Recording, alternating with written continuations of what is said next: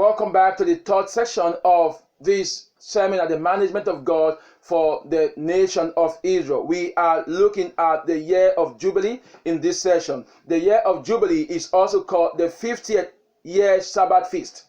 It's also known as the 50th year Sabbath feast. And our references are Leviticus 25, 8 to 55. Leviticus 25, 8 to 55. Jeremiah 34, verse 8. Jeremiah 34, verse 8 and verse 14 to 17. Jeremiah 34, verse 8 and verse 14 to 17. Isaiah 61, 1 to 2. Isaiah 61, 1 to 2. Isaiah 61, 1 to 2. Now, the year of Jubilee is celebrated and observed in the 50th year. That is after a period of 7 times 7 years. That is 49 years.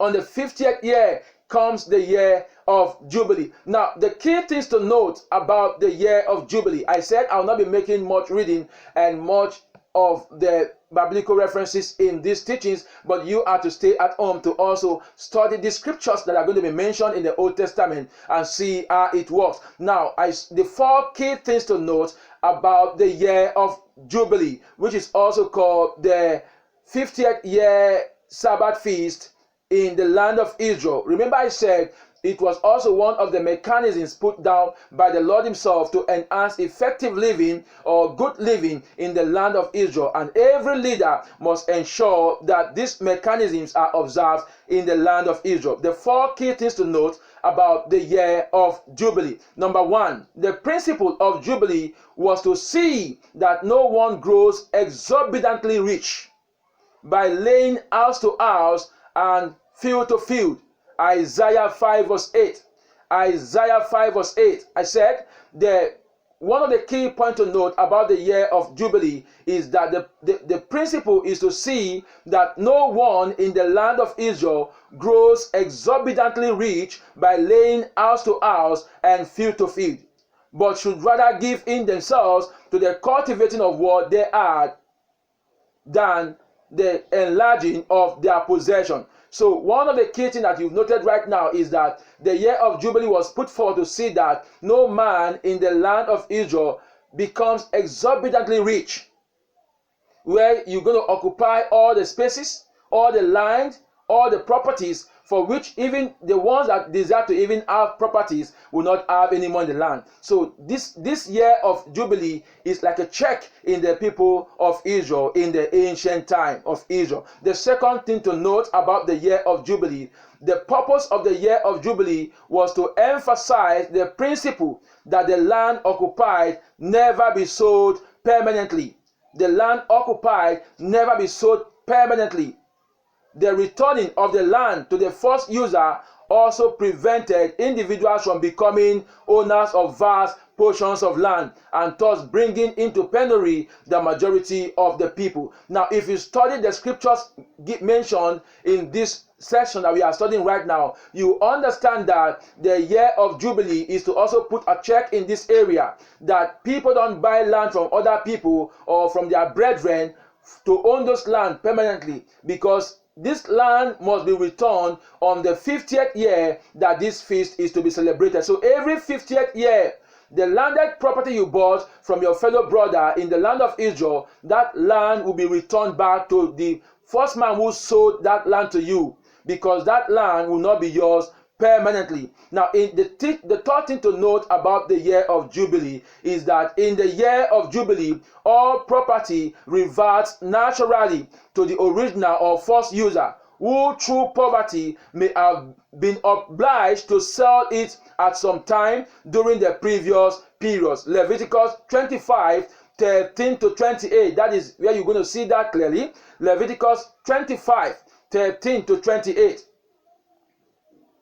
Properties return or reverse naturally to the first users. So in this year, those people, the first users that must have sold out their properties as a result of poverty or some challenges they had to their fellow brothers in Israel, on the 50th year, that land returns to them naturally, without even them asking you. You already know that you have to return back the land the landed property or that particular property you acquired from that your fellow brother as a result of poverty or challenges that he had before selling them to you, you are to return those properties back to them naturally. You don't need to question that. It is a standard in the land of Israel. Now, the fourth thing to note is that the freehold of agricultural land could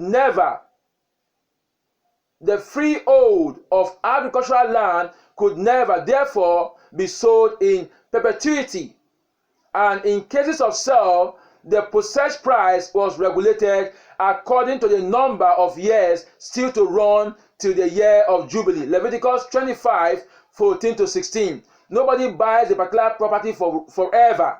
So God himself even gave them a plan in that Leviticus 25:14-16, that whenever they want to buy a particular landed property or any other property, they should always consider the years that runs to the 50th year. So if the numbers of years you have to reaching the 50th year is still much, then the price of that property you want to buy can be increased. You can pay much for that property. But if the year that runs to the 50th year is so reduced, then the price will also diminish.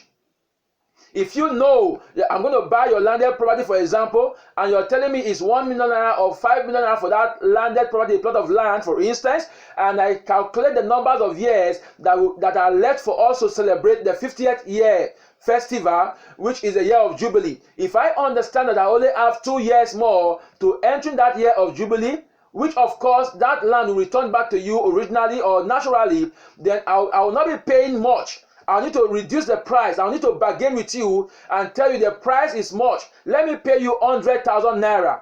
Even when you said 5 million, I'll say let me pay you 100,000 naira because I just have 2 years to give you back your landed property. So God himself gave them that calculative formula to apply. You can see how great the Lord is. God just wanted peace and balance in the society. So these are the key things you should note about the year of Jubilee. In Israel, there was a standard God has put for them that everybody must observe. You can see these are some of the things that we will not be able to do today in our own era. I cannot buy landed property and on the 50th year I'll now give it back to the other person I bought the land from. But this was a practice in the land of Israel. So carefully go through the references I mentioned in this teaching and study them yourself and see if there's any way that you don't understand or you felt that what we have taught in this seminar is not true. I say you have every reason to criticize any teaching that comes your way. That is a right that has been given to you by Christ himself, because it says you are going to function as a steward in the midst of wolves. So there will be wrong teachings from wolves or false teachers. So you have every right to watch before you start praying. You need to observe every teaching that comes your way. So carefully go through the classes and the references mentioned in this teaching and see if there are areas you need to ask questions or you don't understand. Forward your questions to me. In our next other session, we'll be looking at the tithe tradition. God bless you.